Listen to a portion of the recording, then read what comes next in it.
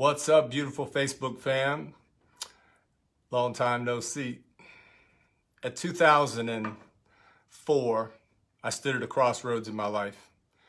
After 15 years in the full-time ministry, preaching and teaching and leading congregations, I just ran out of gas and I resigned, walked away from a couple thousand people.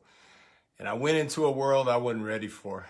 And my battle with alcohol and drugs throughout my life, it finally caught up with me.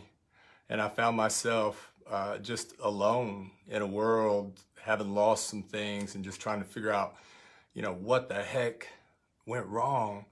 I love God, man. I love to preach. But man, there was this genetic difference that kept just battling against me. And I was worn out. 2004 was rock bottom. 2005 was quit drinking. That was number one. And that was something that runs through my family line. And I come by it honest.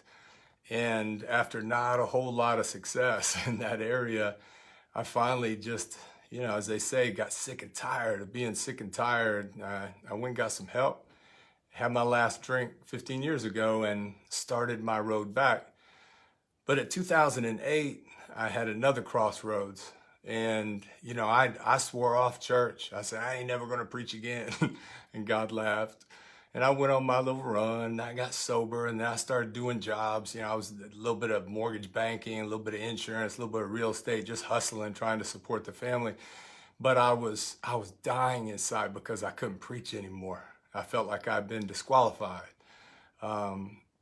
Divorced and remarried, found my angel and started my way back. But I wanted to preach so bad. And one night, under the stars, I said, if you ever let me preach the word again, I'll go to the harassed and helpless. I'll go to the hungry and the thirsty and the naked and the stranger and the sick and the prisoner, what Jesus called the least of these. And that changed the course of my life. I didn't know I was making a promise that night, but you never know, how he's going to fulfill that promise. But I was so sincere. And to be quite honest, it was like, man, I can't go preach for churches anymore. I don't know if there's anybody out there that was looking for a drunken fallen preacher. Come lead us. And so, I said, well, I'll go to the people that nobody else wants to preach to. And he worked it out.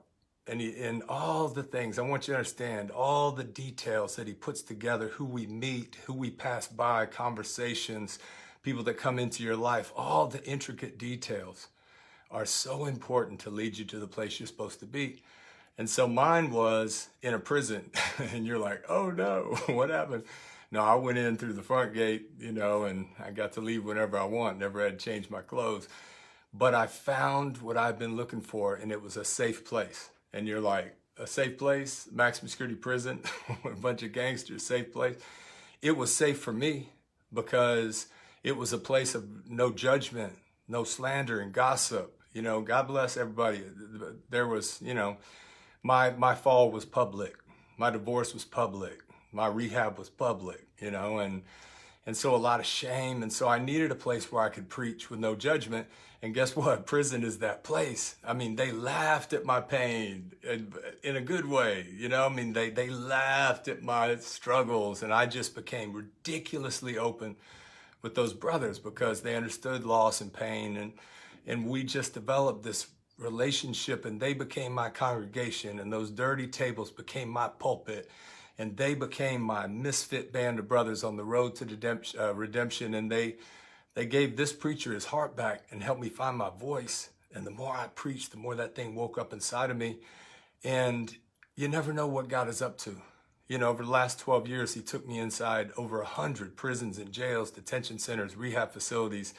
And he changed my life and gave me a grand obsession and a noble purpose. And he took the mess that I had made of my life and it became my message. And the least of these, they saved my life. Gangsters saved my life. And beautiful brothers behind that wire, man, they became my family. And so I've gone around the world, 4 continents in prisons and all over America. And I've experienced just an amazing ride. But here's what I found. The U.S. prison industrial complex is broken and built to fail. It's a repeat customer model, and it preys on young people you know, and we're investing considerably more in prisons than schools. You know, it's privatized. So that means locking up people is big business. You know, we've got 5% of the world's population, but we lock up over 25% of the world's incarcerated. I mean, we have made this huge business, and whatever's big business we invest in. So we're investing in prisons, which means we're investing in locking up people. And then when they get in the inside, you know, two-thirds go in for nonviolent offenses. And then they leave violent, and it's broken. Ain't nobody getting rehabilitated. Gangsters run everything, and it's survival, you know, and guys get in the gangs for protection, and they're released, and they're more hungry and angry and hateful than they were when they went in. And so I want to tell you, on Monday, my new book, my sixth, it's called The New Convict Code, Bringing Peace to the Streets from Behind the Wire. And in it, I share my convictions, the solutions that I found inside that broken system. And this isn't theory, stats, graphs, statistics. Man, this is my experience working with over 10,000 inmates, and what works and what I've seen that's broken and what I believe to be solutions. And I'll leave you with this. Those brothers behind the wire have become unlikely role models to kids on the street that are beating down the doors to get into prison. They're lining up, getting ready to go where they don't want to go. And we've got answers, solutions. And it's this army of transformed criminals. I call them the antivirus. You know, they carry the disease of crime and violence, but they've been inoculated. And if we transform them behind the wire and send them home with their own noble purpose, which is to fix up what they tore up and grab these kids up off the streets and show them a better way, because you're the antivirus for them and the vaccine, if you will. And these kids, they need us. And so nobody's been looking behind the wire, and there is power behind that wire. There's danger, and there's hope, and there's light and darkness, and there's despair, and there's heroes, and there's monsters. And I mean, it's fascinating. I hope that you'll go to my website, kitcummings.com. You can pre-order today, or you can get your copy on Monday. So join us. Dr. King's birthday, Monday. He's the one that started this whole thing for me. And the Power Peace Project, which is my nonprofit, we turned 10 on Monday. So it's a big weekend. Love y'all, need y'all, appreciate y'all, y'all, and I'll see you soon. Love, peace to you and yours.